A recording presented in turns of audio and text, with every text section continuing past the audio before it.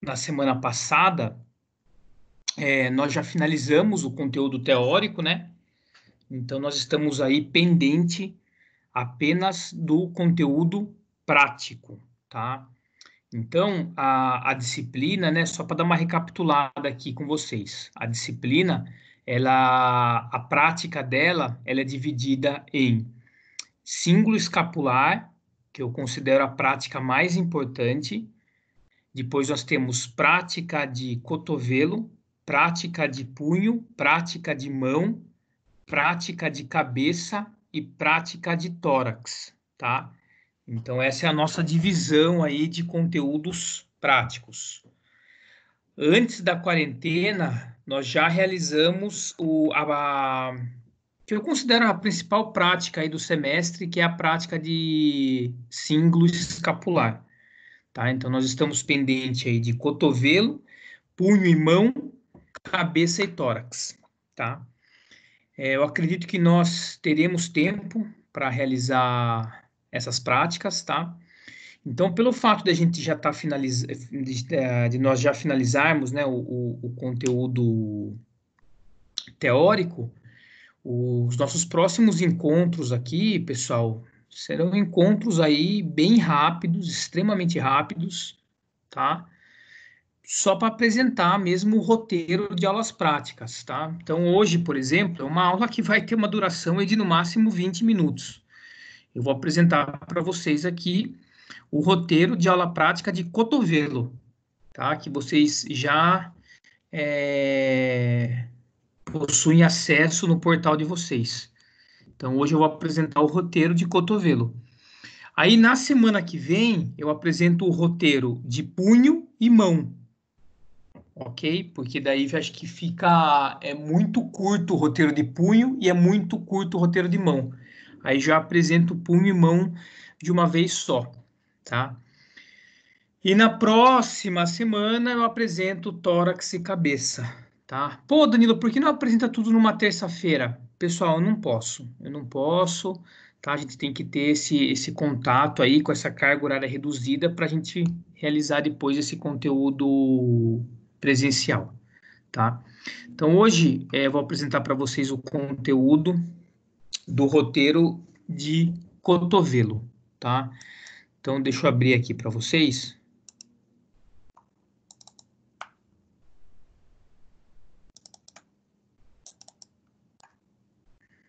É o nosso segundo roteiro de aula prática, tá? Roteiro aí de cotovelo, tá? Um roteiro super fácil, é uma aula super tranquila, tá? Geralmente essas aulas práticas, a gente divide ela, né, nesse macro tema que é a avaliação, nós dividimos aí em palpação, avaliação de miótomos, dermátomos, testes ortopédicos, amplitude de movimento, que inclui goniometria, e basicamente é isso. E eu comento um pouco de algumas patologias, tá? Acho que está todo mundo visualizando, né? O roteiro aqui. Então, o segundo roteiro, na verdade, né? O primeiro já foi passado para vocês, que é cintura escapular. O segundo roteiro aqui, a gente vai falar sobre avaliação fisioterapêutica do cotovelo, tá? Então, pessoal, quando a gente for fazer a prática de avaliação do cotovelo, é interessante aí realizarmos uma boa palpação do cotovelo. A gente não pode esquecer, né, que o cotovelo, a maioria das patologias do cotovelo é oriunda da coluna cervical. Então, sempre que a gente for avaliar um cotovelo, alguma disfunção, alguma dor, algum quadro clínico relacionado a esse complexo de articulações, nós devemos avaliar a coluna cervical, né? Visto que todo o comando de forma de sensibilidade e o comando motor que passa pelo cotovelo é oriundo da cervical. Então é interessante aí realizarmos aí uma boa avaliação da coluna cervical, né? O interessante até é começar a avaliação pela coluna cervical. Porque muitas vezes o paciente que apresenta dor no cotovelo é um reflexo da coluna cervical. Então, assim, a gente começa realizando a palpação, tá? Nós temos duas estruturas de extrema importância no cotovelo, que é o epicôndilo medial e o epicôndilo lateral, tá? São dois acidentes ósseos aí, né, que fazem parte aí do húmero. O epicôndilo medial, nós temos origem aí, os flexores do punho, e o epicôndilo lateral, nós temos a origem dos extensores do punho. É muito importante realizarmos a palpação dessas estruturas, porque uma das principais patologias do cotovelo é a epicondilite lateral, que é o processo inflamatório ali dos tecidos moles que estão ao redor do epicôndilo, né? A epicondilite lateral é conhecida como cotovelo de tenista, e a epicondilite medial é conhecida como cotovelo de golfista. É comum, obviamente, né? É muito mais comum encontrarmos aí na prática clínica ortopédica a epicondilite lateral, né? Que é o processo inflamatório aí dos tecidos que estão ao redor do epicôndilo lateral. Então, essa primeira aqui, palpação, né? Uma palpação bem simples, né? Na palpação, a gente deve sempre sentir a textura do tecido, a temperatura do tecido, se o tecido está aí demasiado ou não, a amplitude de movimento ali do tecido, enfim, as referências da palpação. Na face posterior do cotovelo, né, nós temos aí uma estrutura também importantíssima, que é a bursa olecraniana, tá? A bursa olecraniana, ela está na região ali do olécrano. É a principal bursa do cotovelo. No cotovelo nós temos várias bursas, né? A função da bursa, lembra que ela funciona como um amortecedor. Ela é diminuir o atrito entre um tecido ósseo e um tecido mole. Tá? Essa é a função da bursa, é diminuir atrito. E na região posterior do cotovelo, nós temos uma bursa chamada bursa olecraniana, tá? Que ela fica bem na parte posterior do cotovelo. Essa bursa é a principal bursa quando nós falamos de bursite da região do cotovelo, que é acometida, tá? Então é interessante realizarmos a palpação dela. A bursa está bem na parte posterior, como eu falei, na inserção do tríceps braquial, tá? Então, nessa outra imagem, nós temos o olécrano, né? Pode reparar ali o dedo indicador, tá bem assim sobre o olécrano, né? Então, a bursa olecraniana, ela tá posterior ao olécrano, tá? Então, para você realizar essa palpação aí, você deve realizar uma flexão aí de por volta de 20 graus do cotovelo, tá? E aí você consegue realizar a palpação. É interessante que essa palpação que o terapeuta está fazendo, ó, reparem que ele palpa com o polegar, com o indicador e com o dedo médio, tá? Ele utiliza os 3 dedos aí. Então, o polegar e o dedo médio estão sobre os epicôndilos e o indicador está sobre o olécrano. Reparem que forma como se fosse uma linha, né? Eles estão alinhados. O epicôndilo, o epicôndilo lateral, o olécrano e o epicôndilo medial, tá? Depois nós temos aí, né, alguns tecidos moles e algumas estruturas ósseas, né? Então nós temos aí a palpação da cabeça do rádio, né? Nessa primeira imagem, na imagem esquerda de vocês, né? Repare essa pegada em pinça, né? A gente consegue realizar a palpação da cabeça do rádio. A palpação você pode realizar, você pode solicitar para o paciente que realize o movimento de pronossupinação. Na hora que ele realiza o movimento de pronossupinação, você consegue visualizar o movimento de rotação ali da cabeça do rádio, tá? Sobre o capítulo. Reparem também que o terapeuta está com o dedo em pinça sobre a cabeça do rádio, né? E a gente consegue observar uma massa de tecidos moles ali sobre a cabeça do rádio. Aquela musculatura ali é o bráquio radial, tá? E logo abaixo ali tem um ancônio, né? São duas estruturas de tecidos moles de extrema importância, tá?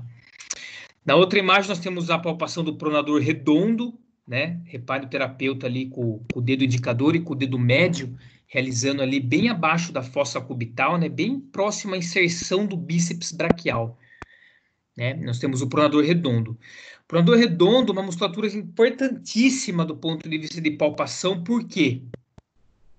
Abaixo do pronador redondo, nós temos aí a passagem do nervo mediano, tá? Nervo mediano. Nervo mediano, né? Ele tem esse nome porque ele passa bem no meio. Por isso que é nervo mediano, né? E muitas vezes, né, quando você tem um comprometimento do nervo mediano na região do punho, nós temos aí a síndrome do túnel do carpo. E às vezes o paciente ele tem uma característica da síndrome do túnel do carpo, ou seja, fraqueza nos movimentos finos, tem diminuição de sensibilidade na região da palma da mão, e às vezes você acha assim, o paciente tem uma síndrome do túnel do carpo. Aí muitas vezes ele vai para o médico opera e o paciente não melhora. Por quê? Porque o nervo mediano, ele não estava comprimido no túnel do carpo. Ele estava comprimido abaixo do pronador redondo, onde estão os dois dedos do terapeuta ali, né? Então, por isso que é importante você palpar o pronador redondo, você fazer uma pressão no pronador redondo, né, e verificar a sintomatologia do paciente, ver se essa sintomatologia ela é exacerbada, se ela é aumentada. Se ela for aumentada, muitas vezes a compressão está a nível do pronador redondo. Depois nós temos aqui a palpação do tendão do bíceps braquial, bem na sua inserção, tá? Repara que o terapeuta ele está fazendo, né, a palpação com as polpas digitais dos polegares, né? É uma região que ela é muito acometida ao nível de uma tendinopatia, uma tendinite ali do bíceps braquial, né? Principalmente, né, trabalhadores manuais que realizam o movimento de flexão e extensão, né? Em movimentos pesados aí de flexão e extensão. Aí você pode ter aí uma tendinopatia a nível da inserção do bíceps braquial, né? E muitas vezes você tem uma lesão por completa desse tendão do bíceps braquial. Quando você tem uma lesão por completa, nós chamamos isso de lesão do Popeye. Tá? Nós chamamos isso de lesão do Popeye, quando você tem a lesão completa aí do tendão do bíceps braquial. Tá? Na outra imagem, nós temos ali a palpação da inserção do tríceps braquial, que também, obviamente, pode ser comprometido, né? Você pode ter uma tendinite a nível de inserção do tríceps braquial. Obviamente que é muito mais comum você ter uma tendinite do bíceps braquial do que do tríceps braquial, né? Que você realiza, né, geralmente o movimento de forma rotineira, o movimento de flexão do cotovelo. Depois nós temos a palpação de outros tecidos moles, como o palmar longo, né? Que é a primeira imagem ali, né? Que passa bem na região do punho. Né? O flexor unar do carpo, para você realizar a palpação do flexor unar do carpo, vocês podem até realizar entre vocês aí, né? Você faz uma flexão do punho e um desvio unar. Flexão do punho e desvio unar. Você vai ver que vai saltar no seu antebraço um músculo. Esse é o flexor unar do carpo, tá? E depois nós temos um músculo supinador. Aqui nós temos alguns testes especiais do cotovelo do antebraço, né? Esses testes aqui, né, que estão ilustrados aqui nas letras A, B, C e D, são os testes de estresse em varo e valgo. Lembra que eu falei para vocês que que o complexo do cotovelo, ele tem uma estrutura ligamentar de extrema importância. Nós temos o complexo ligamentar na região medial e um complexo ligamentar na região lateral do cotovelo. A região lateral, em decorrência do ligamento ulnar, é muito mais forte, muito mais forte, muito mais forte, tá? E a região medial é mais fraco. A gente estabiliza o antebraço do paciente, né? Repare que o terapeuta ali está estabilizando o antebraço, o punho ali. E aí você faz um estresse em sentido lateral, depois você muda a sua mão, né? Olha a imagem A ali, ó. Você faz um estresse sentido lateral e olha a imagem C. Você faz um estresse sentido medial, né? Para você testar ali o complexo ligamentar medial e lateral do cotovelo, tá? Esses testes de estresse em valgo e varo, eles funcionam, pessoal, na mesma fundamentação que os testes de ligamentos do joelho, tá? O joelho você testa da mesma forma. No joelho você testa os estresses em valgo e varo idêntico, tá? No joelho você testa o ligamento colateral medial e colateral lateral, e no cotovelo colateral medial e colateral lateral, da mesma forma, tá? Obviamente, né? Quando que você vai aplicar um teste de estresse em varo e em valgo? Quando você tem suspeita de uma lesão ligamentar, porque é um teste que testa ligamento. Você está testando o complexo ligamentar medial e o complexo ligamentar lateral. Então, obviamente, que você vai aplicar o teste quando você suspeitar de uma lesão ligamentar. E uma lesão ligamentar, ela é traumática ou atraumática? Obviamente que ela é uma lesão traumática. Então, o paciente, na anamnese, ele vai falar, por exemplo, para você, eu sofri uma queda, um acidente automobilístico, eu sofri uma pancada, eu fui arremessar sei lá, uma bola e senti um estalido no cotovelo, ou seja, lesão traumática. Quando você suspeitar de lesão traumática, você aplica o teste de ligamento, né? É assim que funciona. E aí nós temos outros testes, tá?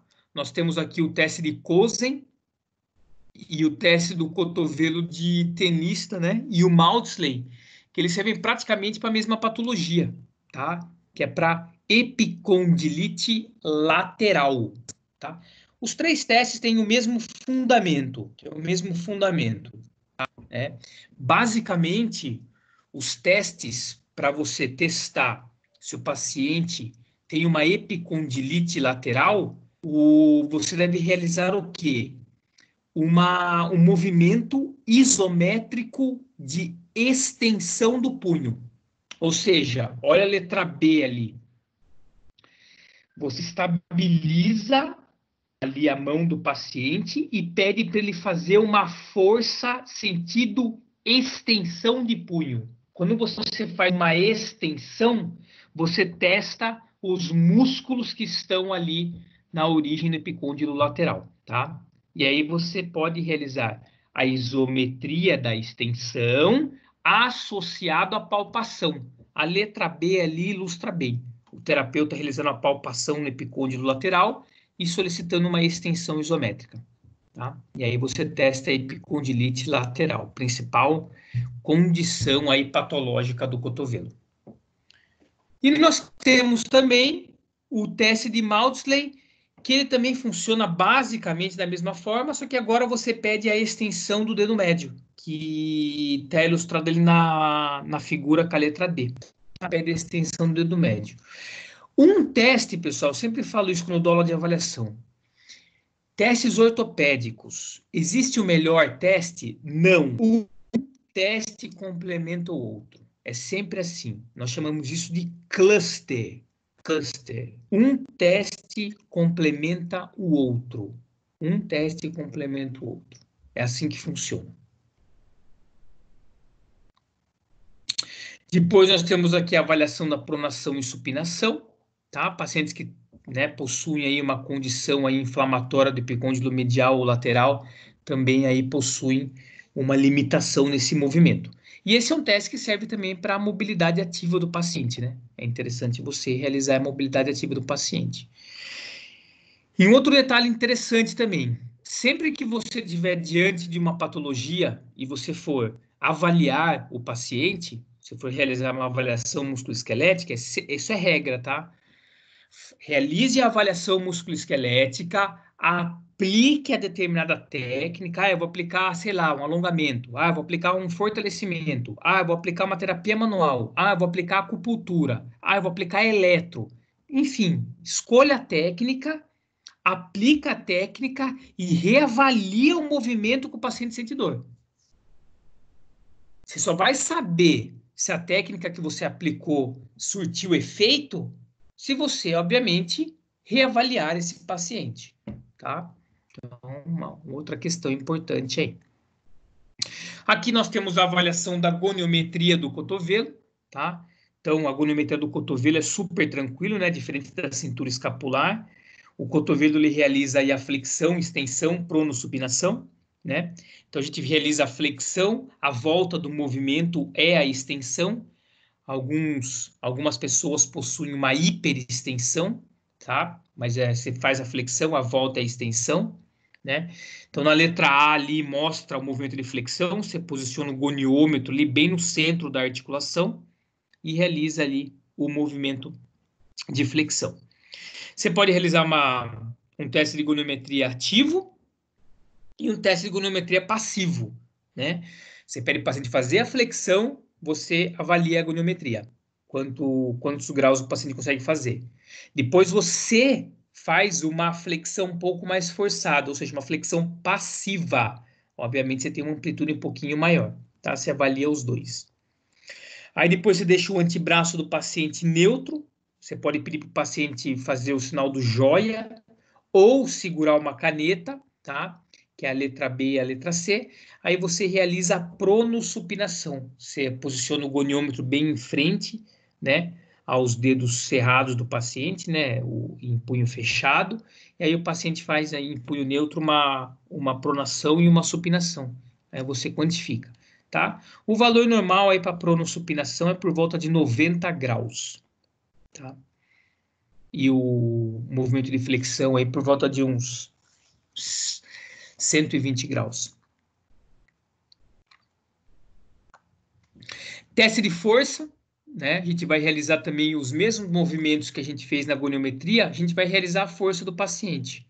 Então, a gente vai pedir uma força para o movimento de flexão, força para o movimento de extensão, força para o movimento de pronação e força para o movimento de supinação. E vai quantificar esse grau de força de 0 a 5, né? Que é aquela tabelinha lá de Torres. E depois, por último, nós temos aí o teste de sensibilidade, tá?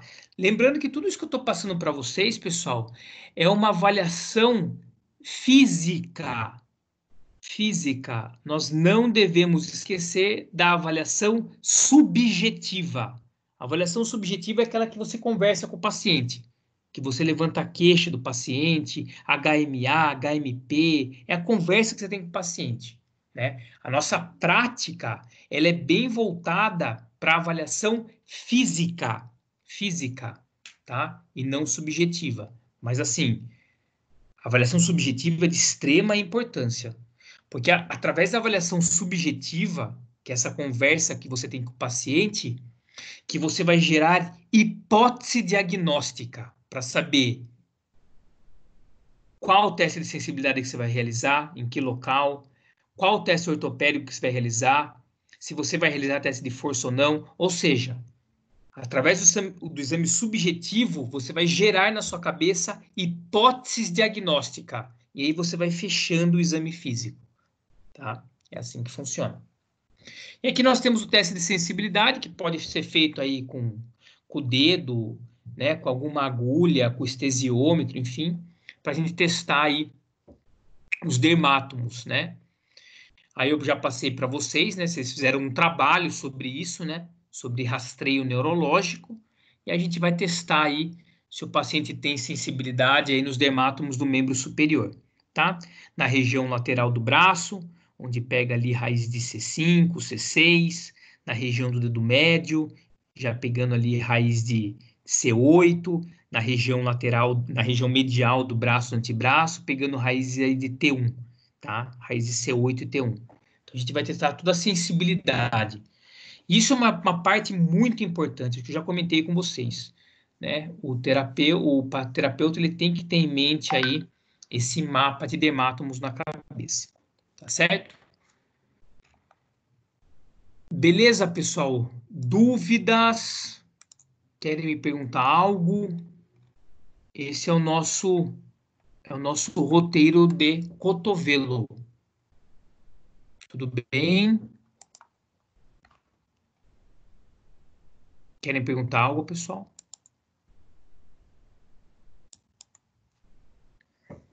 Tranquilo. Beleza? Se quiserem me perguntar, fiquem à vontade, tá? Então, pessoal, falei para vocês, né, ia ser rápido essa apresentação do roteiro de cotovelo. Na semana que vem a gente apresenta aí punho e mão, tá? Daí depois na próxima cabeça e tórax, tá? E vamos torcer aí para que junho nós, né, temos o retorno aí da aula presencial. Beleza, pessoal? Beleza, Danilo. Boa noite a Belezinha. todos, boa noite a todos, um grande abraço, viu, pessoal? Fiquem com Deus. Boa noite, Valeu, boa professor. noite. Obrigada. Valeu, até Também. mais. Boa noite.